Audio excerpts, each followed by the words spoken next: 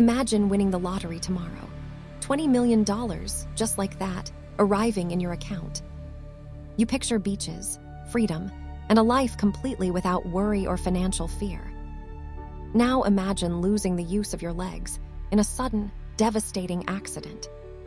The grief, the loss, the sense of a whole life undone in seconds. Which future feels happier?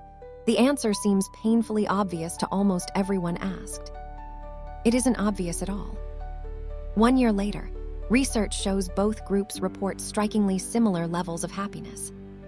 The lottery winner and the accident survivor end up roughly in the same emotional place. We are remarkably bad at predicting our own emotional futures, in ways psychologists find astonishing.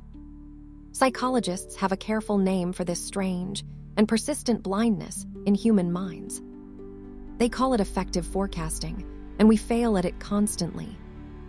In 1978, 3 psychologists at Northwestern University decided to study this directly with real people. Philip Brickman, Dan Coates, and Ronnie Janoff-Bulman tracked recent lottery winners and recent paraplegics. Their finding stunned the field of psychology and started decades of follow-up research. Major life events barely moved long-term happiness in the ways everyone had assumed they would. The phenomenon was eventually named the hedonic treadmill by researchers studying adaptation. We adapt to almost everything in time, whether the change is wonderful or terrible. Then in the 1990s, a Harvard psychologist took these ideas much further. Daniel Gilbert at Harvard University began asking sharper questions about how we imagine our future selves. He asked a deceptively simple question: can we actually predict how future events will feel?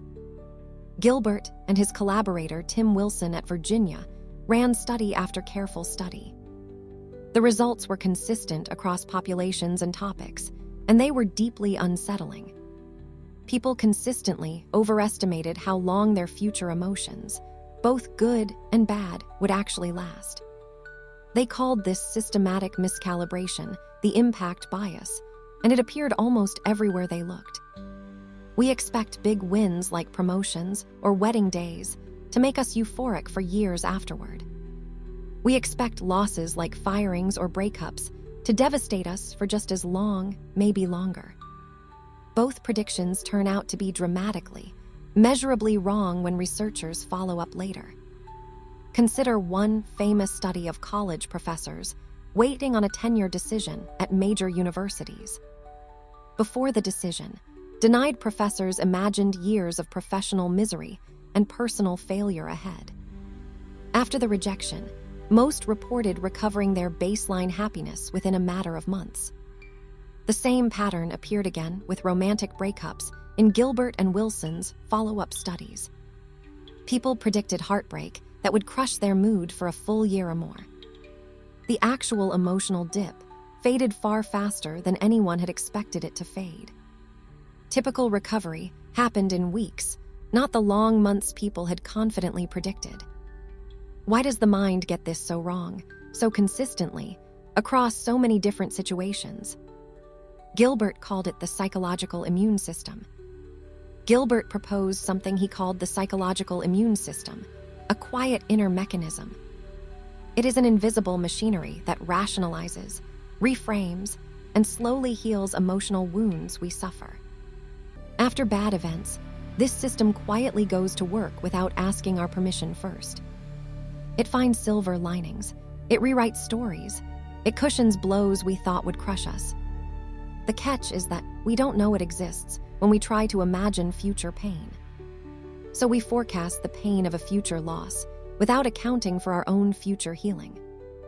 There is a second reason our predictions fail, and Wilson called it focalism. When we imagine winning the lottery, we picture only the money and the joy. We forget the lawyers, the lost friends, and the strange suspicion of everyone who calls. When we imagine losing our legs, we picture only the wheelchair and the absent freedom. We forget the morning coffee, the favorite show, and the joke a friend will text us. Daily life keeps happening in the background, and daily life is where most happiness actually lives. Gilbert and Wilson coined another term for this whole tangle of mistakes: miswanting. We chase things we believe will make us happy, then discover they didn't deliver as promised. The bigger house, the faster car, the promotion that arrived after years of late nights. Kahneman and colleagues put it bluntly in a 2006 paper on income and happiness. Nothing in life is quite as important as you think it is while you are thinking about it. Strangers who only see your daily routine may predict your happiness better than you can yourself.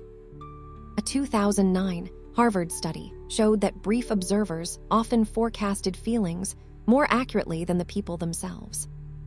The mind that imagines the future is not the same mind that will actually live it. Your future self will reframe, adapt, and find ordinary pleasures hiding in the ordinary day. This doesn't mean choices don't matter. It means we should weight them with humility. Next time you're sure a single outcome will make or break your life, pause briefly.